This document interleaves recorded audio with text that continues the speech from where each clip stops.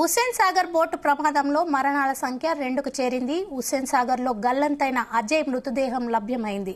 ఆదివారం నాడు జరిగిన పడవ ప్రమాద సమయంలో అజయ్ నీటిలోకి దూకాడు. 45 గంటల పాటు గాలించి అజయ్ మృతదేహాన్ని DRF సిబ్బంది వెలికితీశారు. ఈ ప్రమాదంలో బాణసంచా మంటలు అంటుకుని ఆసుపత్రిలో చికిత్స పొందుతూ ఒకరు మృతి చెందారు. మరోవైపు అజయ్ మృతదేహాన్ని బంధువులకు చూపించకుండానే పోలీసులు గాంధీ ఆసుపత్రికి తరలించారు. దాంతో వారు ఆందోళనకు దిగారు.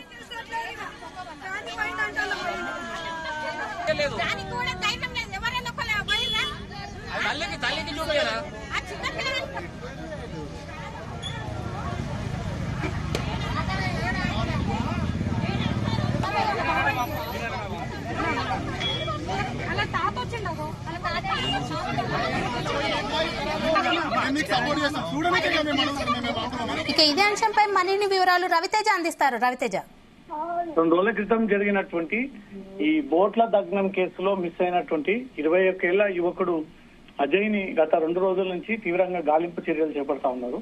చాలా 2 రోజుల తర్వాత అజయ్ మృతదేహాన్ని కనుక్కున్నటువంటి పోలీసులు అతన్ని రెస్క్యూ చేసి ఆ రెస్క్యూ టీమ్స్ ద్వారా తన ట్యాంక్ బండ్ లో పడిపోయాడంటూ కూడా ముందు రోజు చాలా రోజుల నుంచి కుటుంబ సభ్యులు ఇదే ఆందోళన వ్యక్తం చేయడము, కొన్ని గంటల పాటు అతన్ని వెతికి తర్వాత ఆటంకం ఏర్పడిందంటూ కూడా దాన్ని నిలిపివేసి ఈ రోజు కూడా పూర్తి స్థాయిలో అధికారులు వెతకడంతో అజయ్ మృతదేహాన్ని కనుక్కొని అజయ్ మృతదేహాన్ని బయటికి తీసి వారి తల్లిదండ్రులకు చూయకుండా నేరుగా పోస్ట్ మార్టం నిమిత్తం అక్కడి నుంచి గాంధీ ఆసుపత్రికి తరలించినట్టుగా తెలుస్తుంది.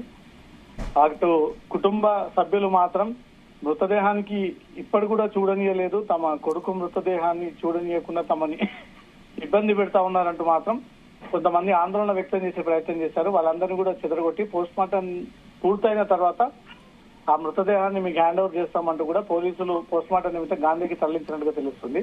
రేపు ఉదయాన్నే పోస్ట్ మార్టం పూర్తయిన తర్వాత అజయ్ మృతదేహాన్ని తిరిగి వారి చేతికి అందజేస్తామంటూ కూడా పోలీసులు విషయాన్ని తెలియజేశారు. DRF అగ్నిమాపక సిబ్బంది NDRF సుమారు 45 గంటల పాటు హుస్సేన్ సాగర్ లో ఈ అజయ్ మృతదేహం ఎక్కడ ఉందని కూడా తీవ్రంగా వెతికారు. ఎక్కడ కూడా ఆ మృతదేహం దొరకలేదు.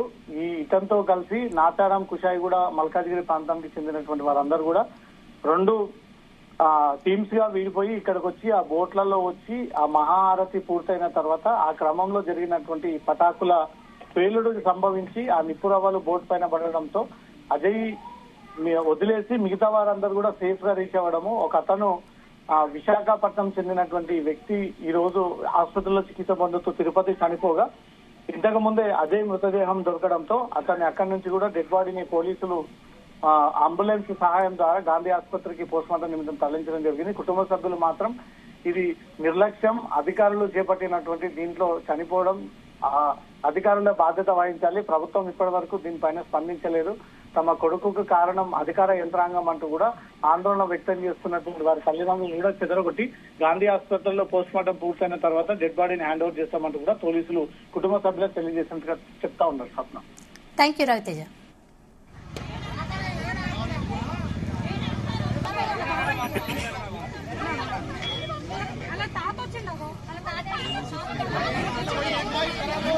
మీకు సపోర్ట్ చేస్తాం చూడడానికి